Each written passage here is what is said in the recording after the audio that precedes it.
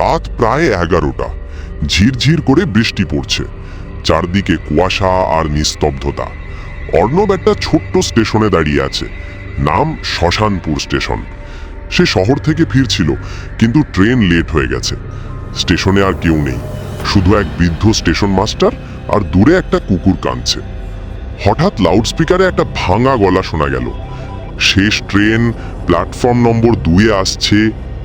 অর্ণব একটু অবাক হলো, কারণ এই স্টেশনে রাত 10টার পর কোনো ট্রেন থামে না। তবুও সে প্ল্যাটফর্মে গেল। ট্রেনটা আসতেই অর্ণবের গা কাঁটা দিয়ে উঠল। পুরনো মরচে ধরা কোচ, জানালাগুলো ভাঙা আর ভেতরে অন্ধকার। দরজা খুলতেই একটা ঠান্ডা বাতাস বেরিয়ে এলো, যেন বরফের ঘর থেকে আসছে।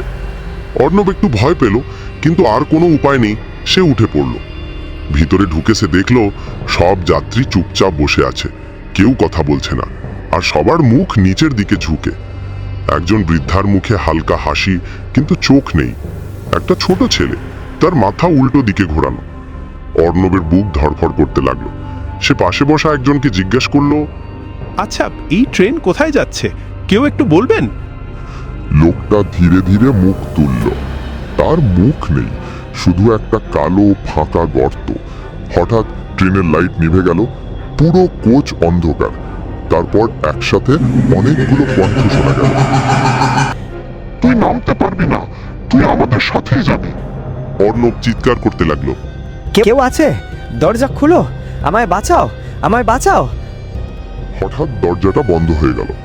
অর্ণবের মনে পড়ল স্টেশন মাস্টার বলেছিল রাতে কোনো ট্রেন আসলে উঠতে নেই, ওটা জীবিতদের জন্য না।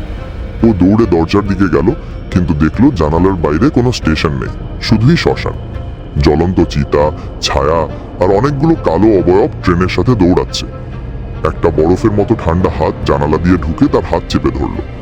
পরদিন সকালে স্টেশন মাস্টার প্ল্যাটফর্মে অর্ণবের ব্যাগ পেল, কিন্তু অর্ণব নেই।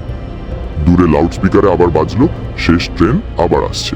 তো বন্ধুরা, আমার গল্পটি যদি ভালো লাগে তাহলে লাইক, শেয়ার, কমেন্ট করো। সাথে বেল আইকনটা অন করে পাশে থাকো। ধন্যবাদ।